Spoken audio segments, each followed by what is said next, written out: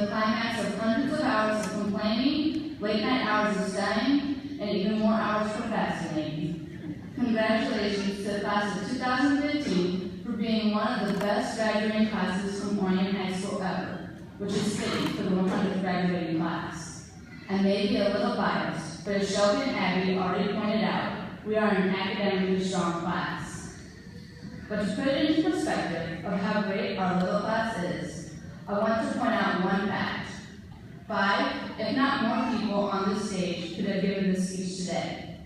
The difference was a single point on a standardized test, or one semester grade. Truthfully, without these people's help, I wouldn't be giving this speech today. Nobody could have said it better than Ms. Cox. In calculus on Wednesday, she said, "You guys are a really smart class, but you help each other. Sometimes smart kids don't help each other because they don't want someone to do better than them. You don't do that." These guys can attest to this. We've taken some very difficult classes together. The key to our success? We worked hard, and we did it together.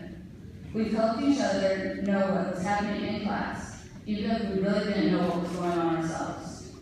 Either by study groups or text messages, somehow we persevered. We've persevered because of some really great people outside of our class who deserve to be thanked. First, I have a personal thank you to my Savior, Jesus Christ. Next, our families. They are our caretakers, cheerleaders, and lawyers whenever we have needed them. They're either looking up at us while we sit on the stage or smiling down on us from above. Now, to the best teachers we could ever ask for. Thank you. It takes a special kind of person to put up with the complaints, excuses, and drama of 300 high schoolers for 7 hours of the day, only to have to go home and grade papers. A special thanks on behalf of all of us to Mr. DeBailey for responding to hundreds of emails, writing multiple letters of recommendation, and putting in 60+ hours a week. Lastly, to the entire class of 2015 for pulling through 12 years of facing us as a family. As you go off to college, work, or the military, don't forget these people. Never let them go because they've made so many sacrifices to get you where you are today. Those sacrifices were made to watch you play your sport when you were a freshman. Now, your senior year, you are a pace setter. They sacrificed to get you to vocal lessons, so you can get a superior rating on your solo. Someone had to get you to school early so you can be in student council, jazz band, or morning sports practices. They supported you academically, they were there when you were at your lowest moments, and they are here now at your greatest. I'm going to backtrack to when I was working on this speech multiple times throughout the past month, despite what my family thinks. Each time, I was distracted by Netflix. I came to the realization that I will always love Disney, no matter what my age is. So as far as I know, almost every good story starts out with 4 magical words. Once upon a time. So, once upon a time, the class of 2015 was preparing to begin the rest of our lives. Each has a separate story to tell. Each is a hero with a different mission. But before we can set off into the world to find adventure and love, we had to pass finals and graduate. We had to say goodbye, and it may be the hardest thing we will ever have to do in our story. Hopefully, our goodbyes will differ from Peter Pan. Peter tells Wendy to never say goodbye, because goodbye means going away, and going away means forgetting. However, Peter Pan never grew up. We are. We don't want to lose who we have become, who we've met, and what we've accomplished. As we grow and say goodbye, big questions arise. The question becomes, what if I'm inadequate for college classes? What if I'm not ready to grow up? Some of us simply want to remain children forever. But we have to grow up. We've all changed, and looking back, it's hard to recognize the people we once were. This town has allowed us to become future heroes. In The Lion King, Rafiki tells Simba after banging him on the head that yes, the past can hurt, but the way I see it, you can either run from it or learn from it. Looking at high school, each of us has made mistakes, but our ability to learn from our failures have allowed us to become better, more resilient people.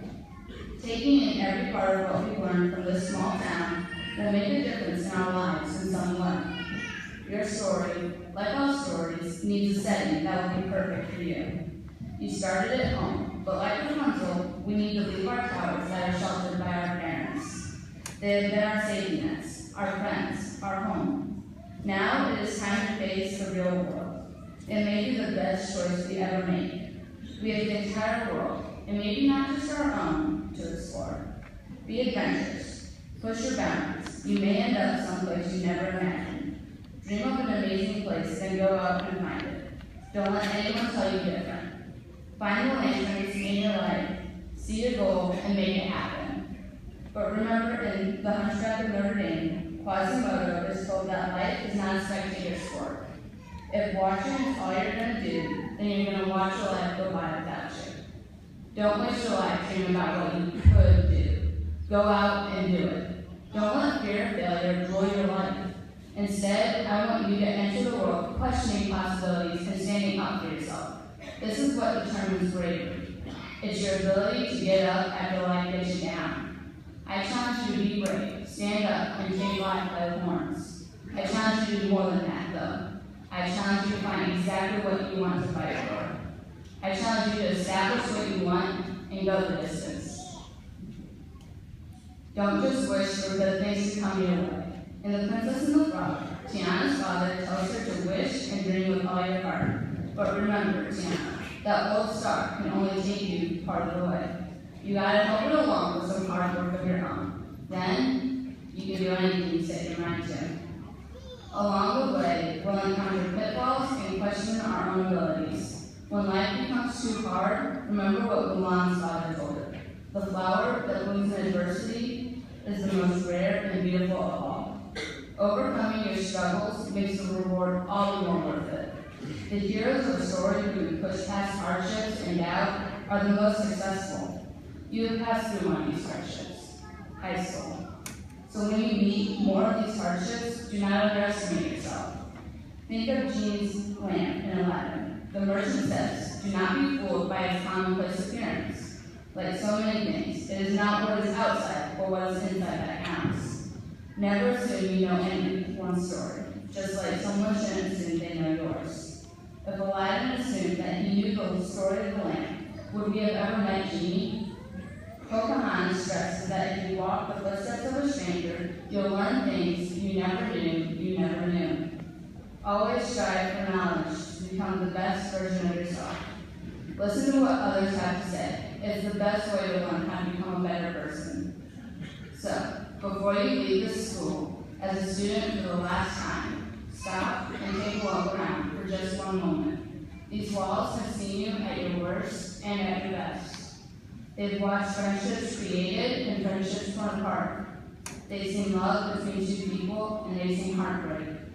They saw the person that you were when you first walked in.